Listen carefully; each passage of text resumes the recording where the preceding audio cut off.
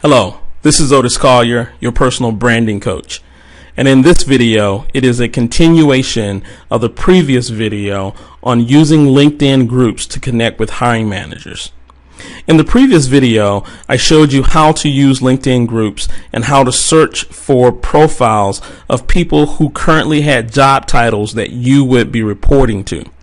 Now, what I'm going to do is I'm going to go back to my LinkedIn profile, and I've already ran a search on LinkedIn looking for recruiting manager. I happen to be a recruiter. The person that I would report to would have a title of recruiting manager.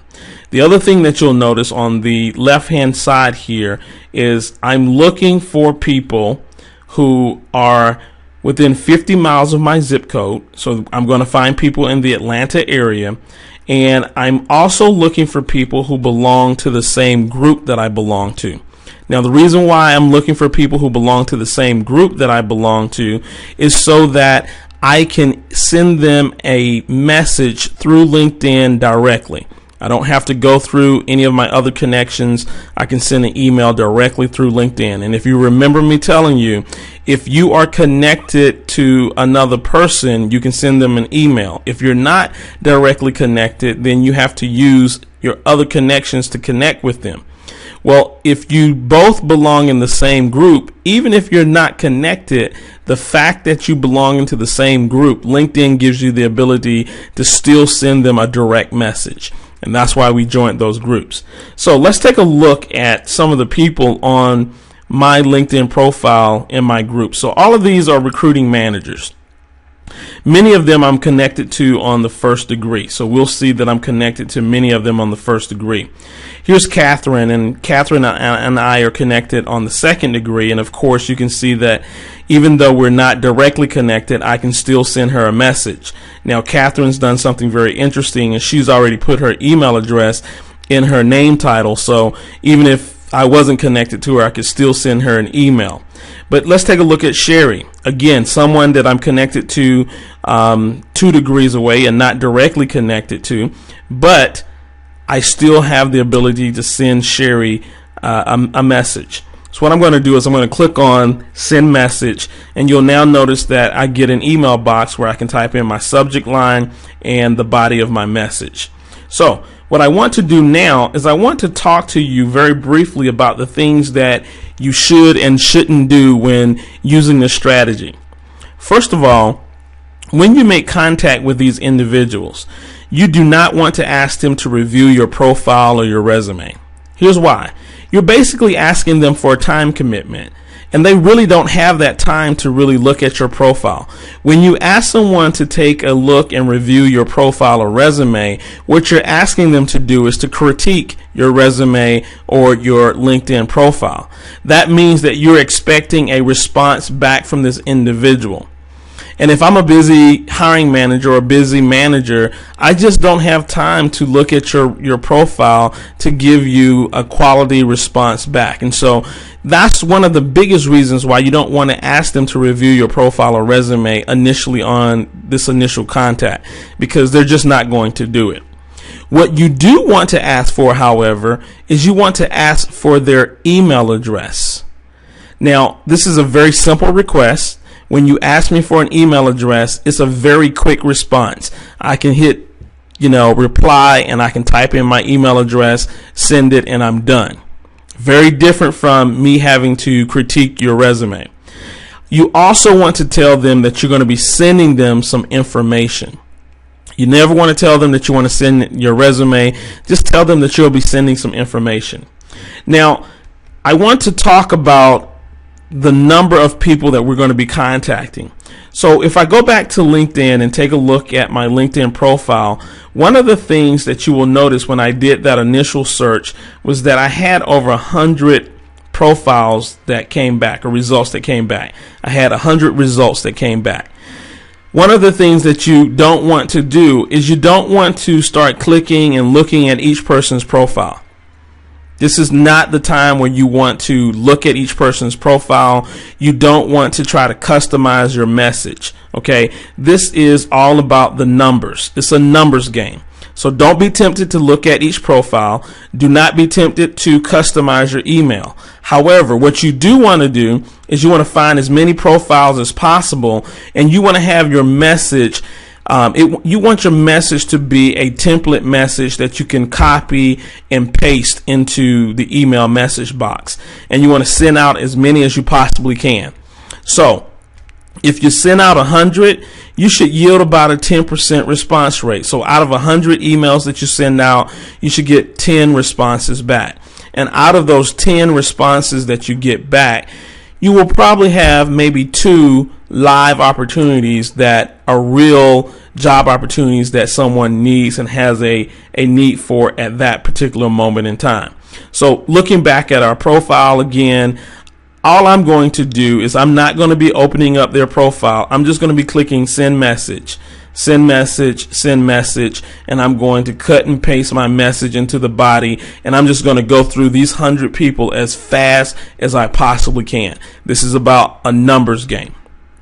Okay, so once I send my email, a lot of people say, well, what is it that you are going to send? What are you saying?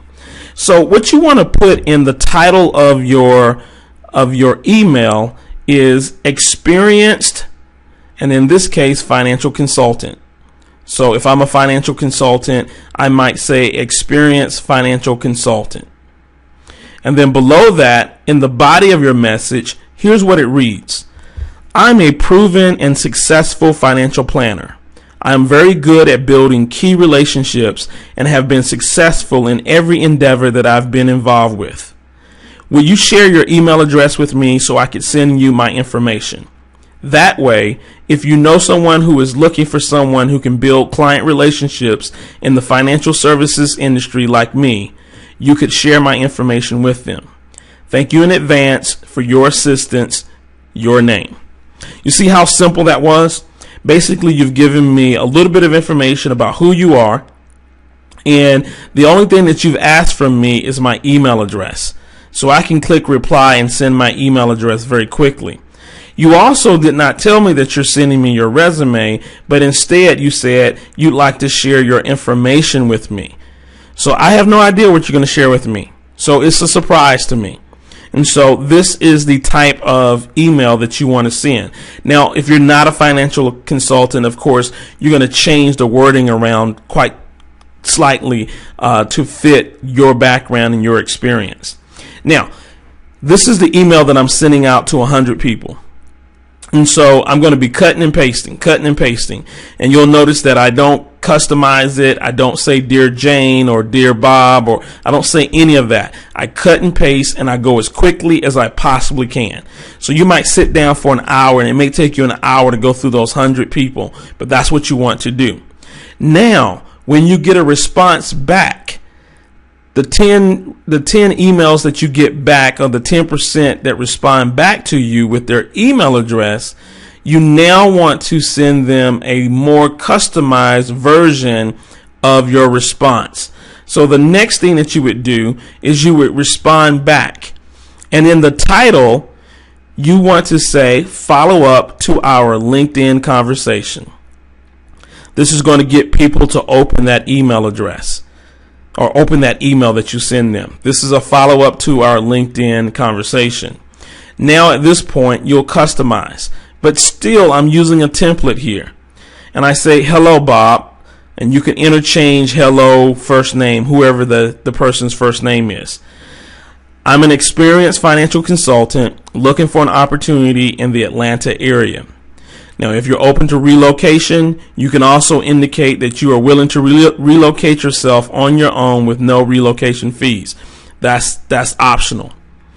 If you know someone who is looking for an experienced financial consultant that needs to build a strong client base, please forward my information to them or let me know about the opportunity and I will follow up.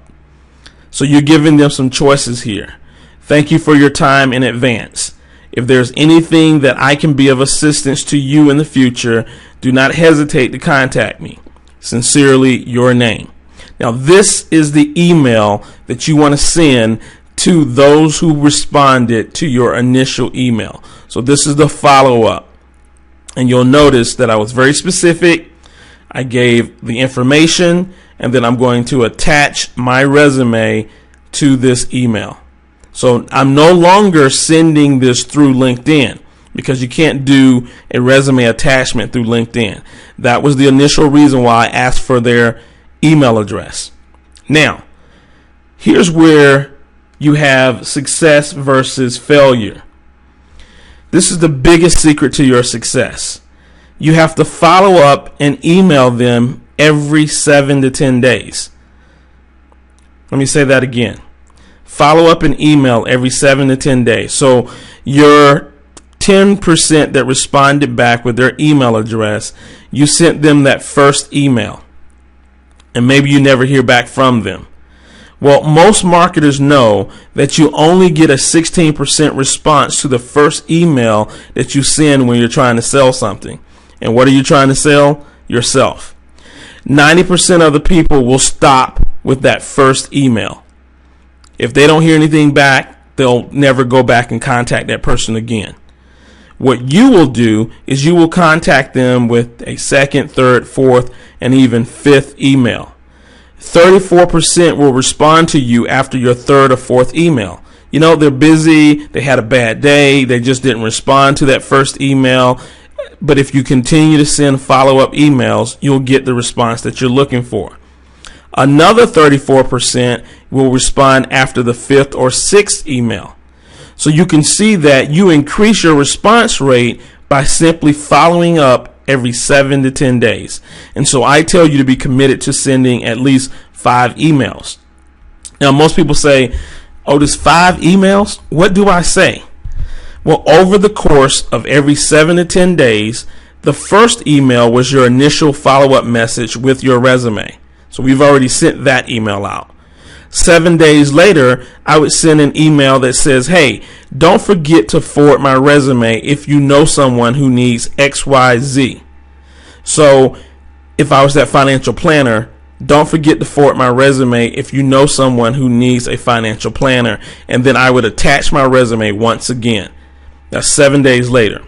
7 days after that, I send another email that says, hey, Bob, is there someone that you could recommend that I call? I'm that financial planner that I sent an email out to you a couple of days ago. Is there someone that you could recommend that I call? 7 days after that, I would say, hey, Bob, I just revised my resume and I wanted to give you an updated copy of my resume. And then I would attach my resume. Now, do you have to revise your resume? No. Just attach the same resume and send it again.